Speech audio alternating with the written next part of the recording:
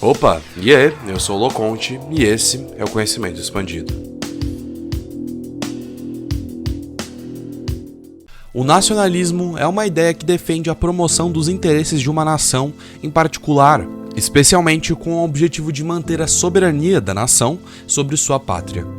Nesse vídeo, irei trazer uma perspectiva geral sobre o nacionalismo, tanto político quanto econômico, além de também trazer exemplos e falar do ultranacionalismo.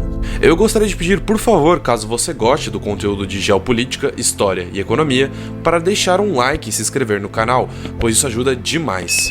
Também tenho um novo sistema de membros agora, caso alguém queira ajudar financeiramente o desenvolvimento do canal. Conheça agora a CE Store Brasil, a loja de camisetas engajadas do conhecimento expandido. Quer ajudar o canal e ainda demonstrar suas ideias e admiração por figuras históricas e políticas? Então compre agora sua camiseta enviesada.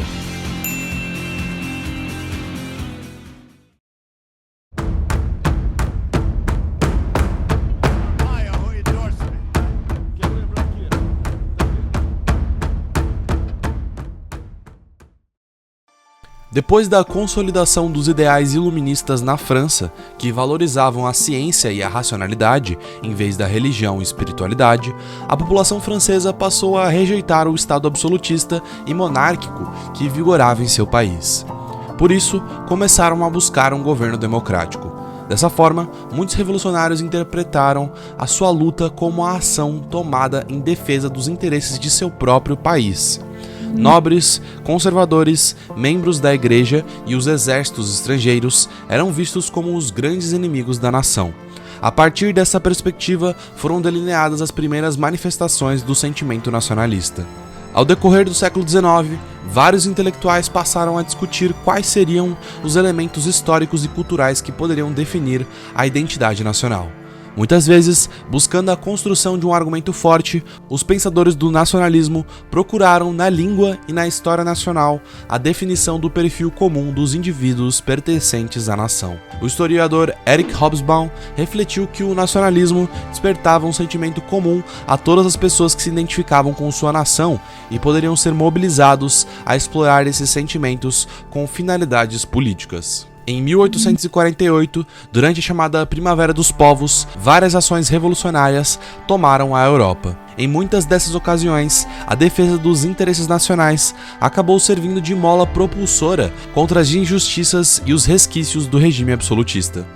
Esses valores se espalharam pelo continente europeu e chegaram a países que ainda não estavam consolidados como estados-nação. A unificação alemã e a unificação italiana foram diretamente influenciadas pelos valores nacionalistas na busca de uma identidade nacional. Figuras como Otto von Bismarck ficaram marcadas como precursores do nacionalismo político.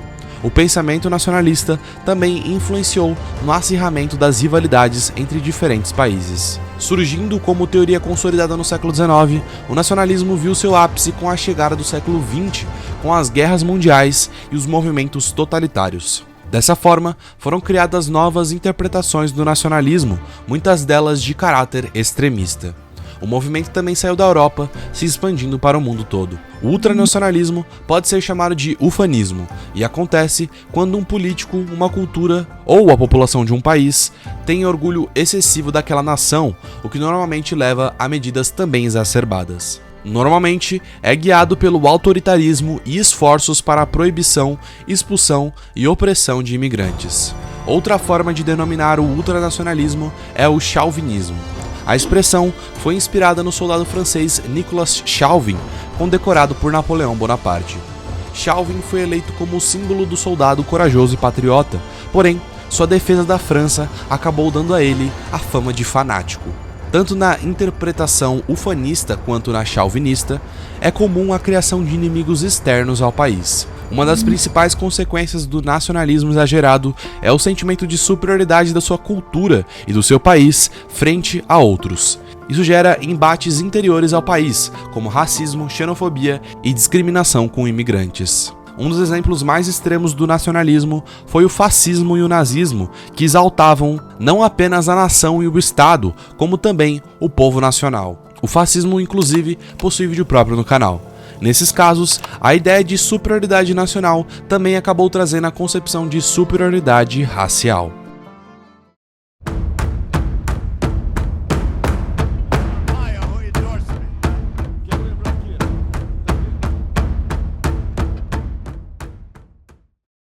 O autor Ernest Gellner é um dos teóricos mais reconhecidos que tratou sobre a questão do nacionalismo. Para ele, o nacionalismo seria um produto da nova sociedade de produção em massa que o industrialismo fundamentava. Gellner defendeu que o sentimento de nacionalismo não existia nas sociedades tradicionais, assim como a ideia de nação. O nacionalismo é uma ideologia política, uma corrente de pensamento que valoriza todas as características de uma nação. Ele difere do patriotismo, que inclusive é um conceito bem mais antigo.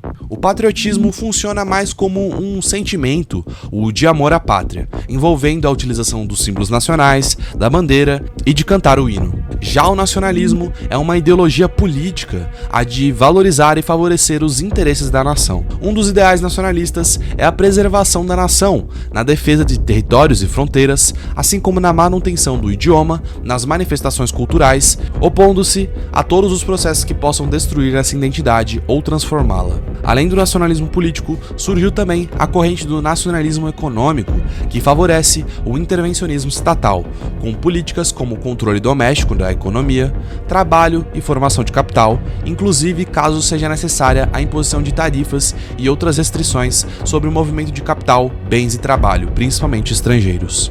A crença central do nacionalismo econômico é que a economia deve servir ao interesse nacional. Defensores do nacionalismo econômico se opõem à globalização, ou pelo menos questionam os benefícios do livre comércio restrito. Eles favorecem o protecionismo e defendem a autossuficiência. O nacionalismo econômico tende a enfatizar a industrialização e o auxílio do Estado às indústrias, devido à crença de que a indústria tem efeitos positivos no resto da economia, aumenta a autossuficiência e a autonomia política do país, além de ser um aspecto crucial na construção do poder militar. As figuras históricas podem seguir diversas formas de nacionalismo. Winston Churchill, por exemplo, era um fervoroso defensor do nacionalismo político, porém, economicamente, ele preferia o liberalismo. Já Enéas Carneiro defendia tanto o nacionalismo econômico quanto político.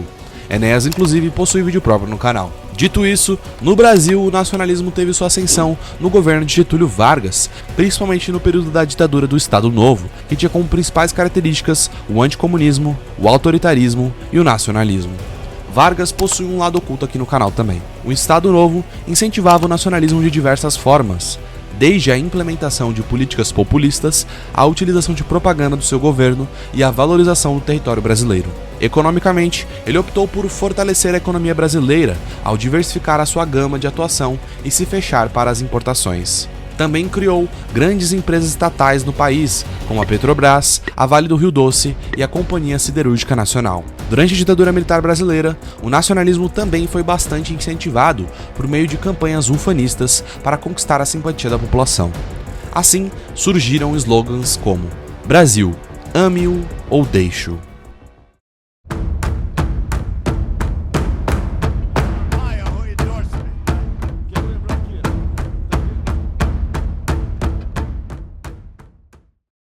Na atualidade, parece que vivemos um novo momento para o nacionalismo, tanto político quanto econômico. A política nacionalista compreende a vontade de manter uma unificação nacional, um culto à tradição, à cultura do país e de seu povo. Em 2016, o Reino Unido deixou a União Europeia em um contexto de ressurgimento do nacionalismo. Diversos jornais relataram que os cidadãos britânicos, principalmente em cidades mais afastadas da capital, acreditavam que os países europeus tiravam vantagem do Reino Unido, vantagens econômicas e políticas, o que só reforça a ideia de uma vontade de unificação e afastamento da ideia de globalização. Esse movimento foi fomentado também pela crise de refugiados que atinge o século XXI. Graças à chegada de um grande número de imigrantes do Oriente Médio, parte da população britânica se proclamou a favor do Brexit, cujo slogan era "Queremos nosso país de volta". Na Itália, em 2022, foi eleita a nacionalista Giorgia Meloni. A ideia de nacionalismo vai além da União Europeia.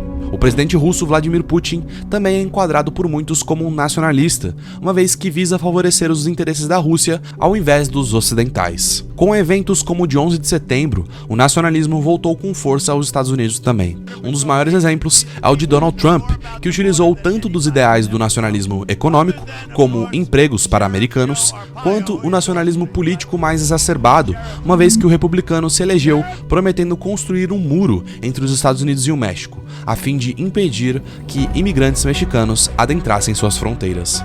No Brasil, o movimento nacionalista também ganhou força no campo político, como com o presidente Jair Bolsonaro, que tem vídeo próprio sobre seu governo no canal. Nesse contexto, o nacionalismo econômico é mais focado no combate à esquerda e tendências socialistas. Já o nacionalismo econômico foca em desenvolver a indústria nacional, utilizando o Estado. Bom pessoal, o vídeo foi esse. Qualquer dúvida ou crítica é só deixar nos comentários. Lembrando que a sua opinião é muito importante, assim tentarei responder o mais rápido possível. Se tiverem gostado do conteúdo, por favor deixem um like e se inscrevam no canal. Mas é isso, valeu!